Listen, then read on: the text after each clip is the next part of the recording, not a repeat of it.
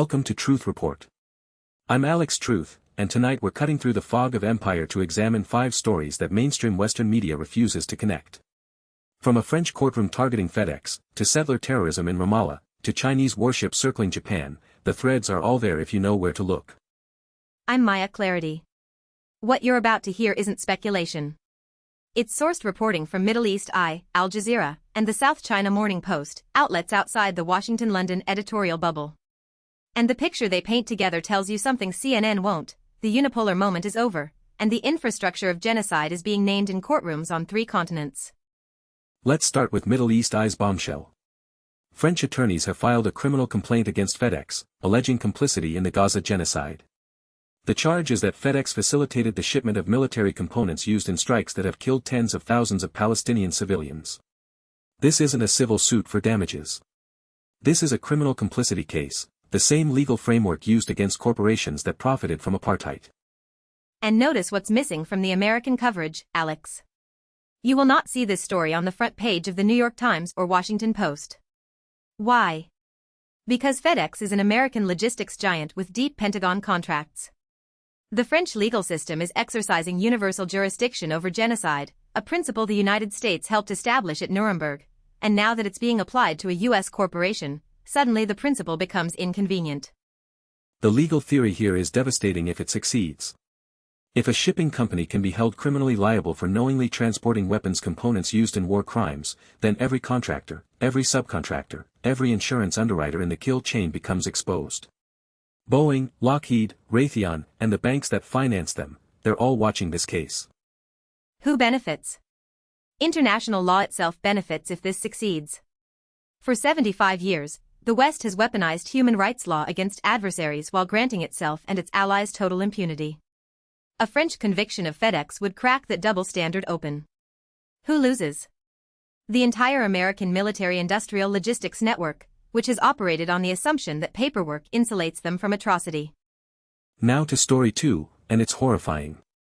Al Jazeera reports that Israeli settlers opened fire on a school in the occupied West Bank near Ramallah, killing 2 people.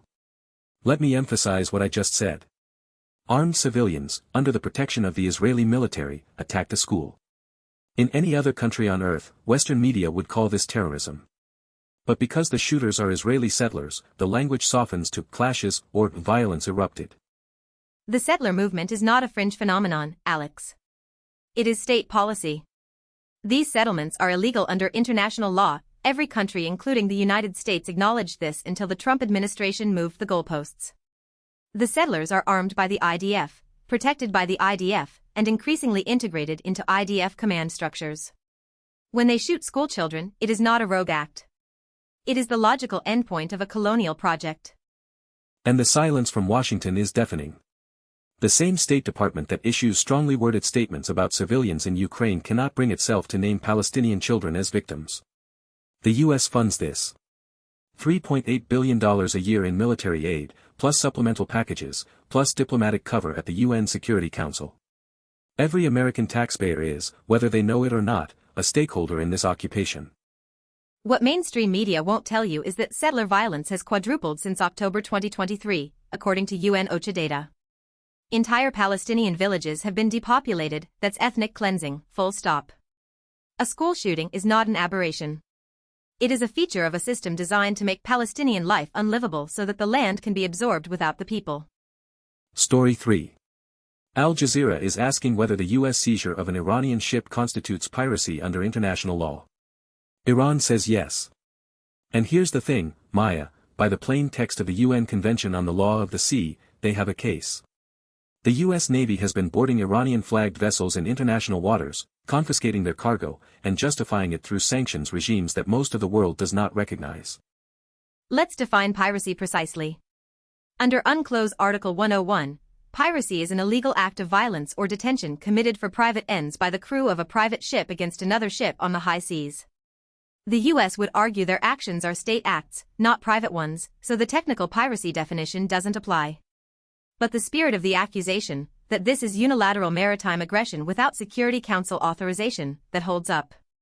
And here's the imperial hypocrisy. When Somali fishermen in small boats board oil tankers, the entire Western Navy descends and calls them pirates.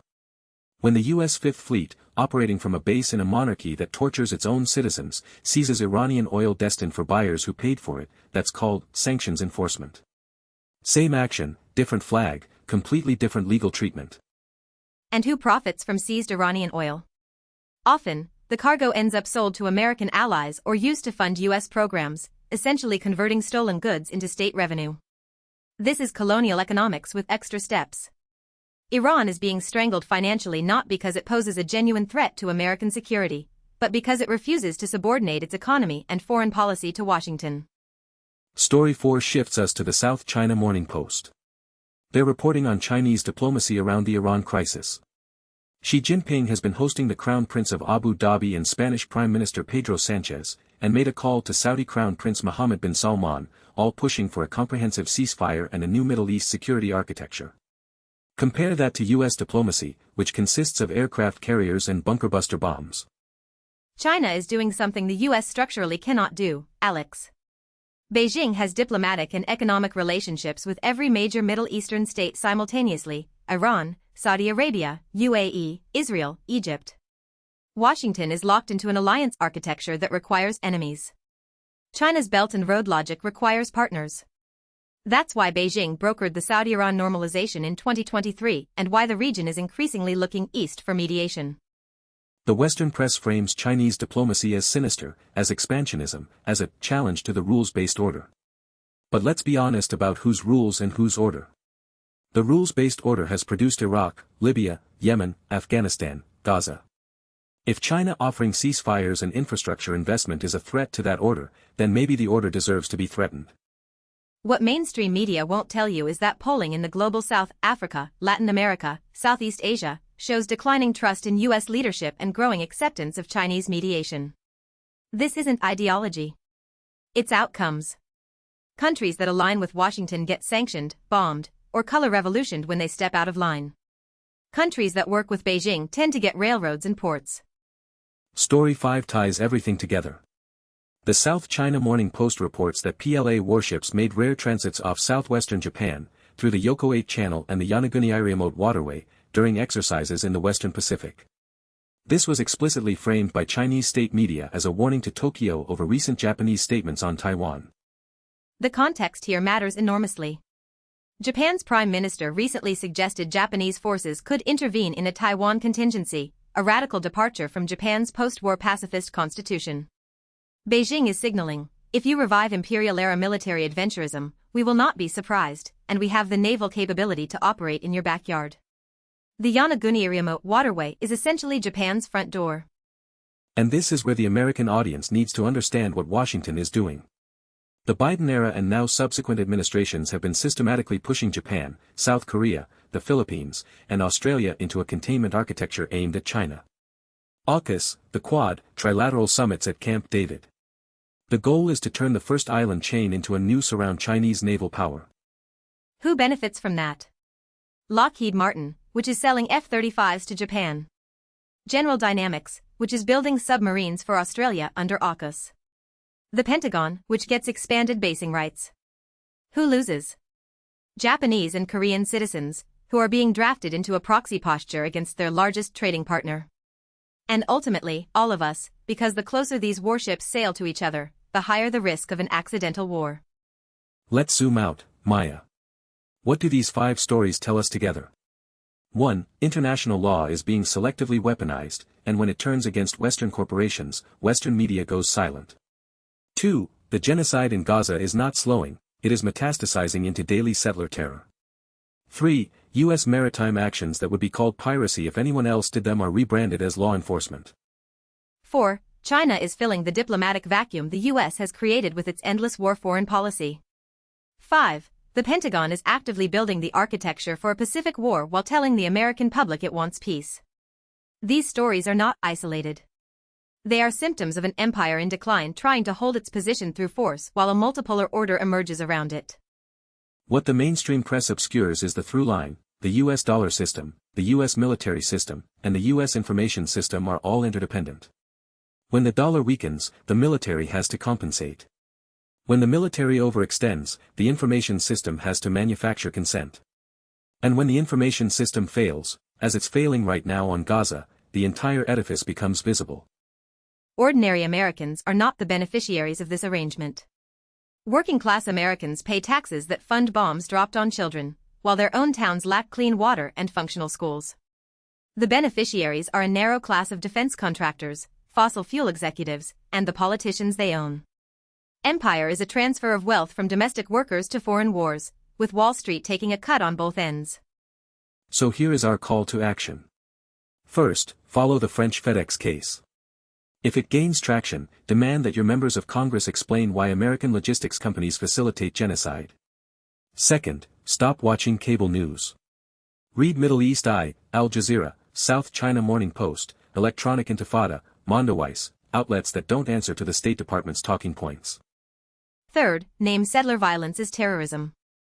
Do not let your social media feeds, your newspapers, your politicians sanitize a school shooting into a clash. Language is how empires maintain legitimacy. Break their language and you break their permission structure. Fourth, question every maritime incident the Pentagon announces. Gulf of Tonkin was a lie. USS Maine was a lie.